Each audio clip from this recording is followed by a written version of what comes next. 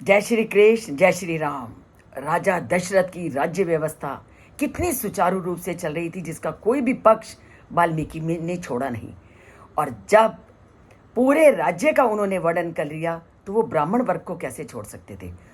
किस तरह ब्राह्मण अपने धर्म का उस समय पालन करते थे, उसका वर्णन करते हुए कहा गया है, स्वकर्म निरता नित्यम ब्राह्मणा विजित इंद्रिया दान अध्ययनशीलश्च संयतश्च प्रतिग्रहे। तो ब्राह्मण कैसे थे? पूरी तरह से अपने कर्म में लगे हुए थे। ब्राह्मण का काम क्या है? पूरी तरह से ज्ञान को अर्जित करना और समाज में उस ज्ञान को फैलाना जिस ज्ञान को उन्होंने प्राप्त किया है, और अपने उस ज्ञान को बढ़ाने में, उस ज्ञान को फैलाने में, जन जन को ज्ञान से युक्त करने में वो पूरी तरह से लगे हुए थे।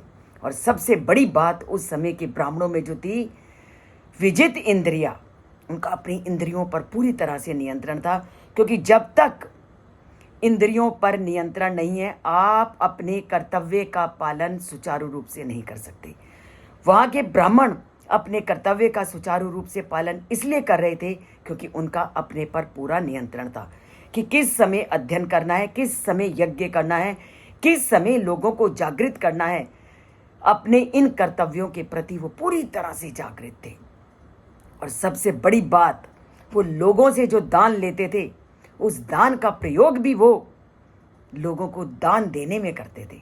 तभी उन्होंने क्या बोला, दानशील अध्ययनशीलश्च, कि वो जिस पैसे को अगर कोई उनको दे जाता था उनके आश्रम में, तो उस पैसे को भी वह लोगों के उपकार में प्रयोग करते थे। और अध्ययनशीला, नई नई खोज करना, नया नया अध्ययन करना, नया नया ज्ञान प्राप्त करना ब्राह्मणों का उस समय सबसे बड़ा कर्तव्य था। जैसे हम कहते हैं कि शिक्षक वही सफल है जो अपने ज्ञान को निरंतर बढ़ाता रहता है।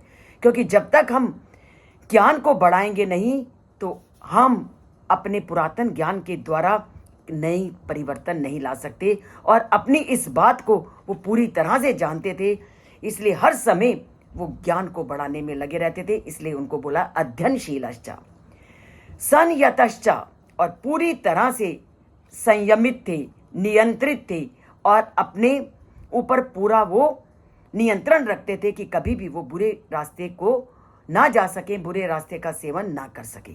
और प्रतिग्रह, दूसरों से दान लेने में भी वो संयम रखते थे, अर्थात आवश्यकता होने पर ही वो जो दान थे वो स्वीकार करते थे। वो बिना कारण दान नहीं लेते थे।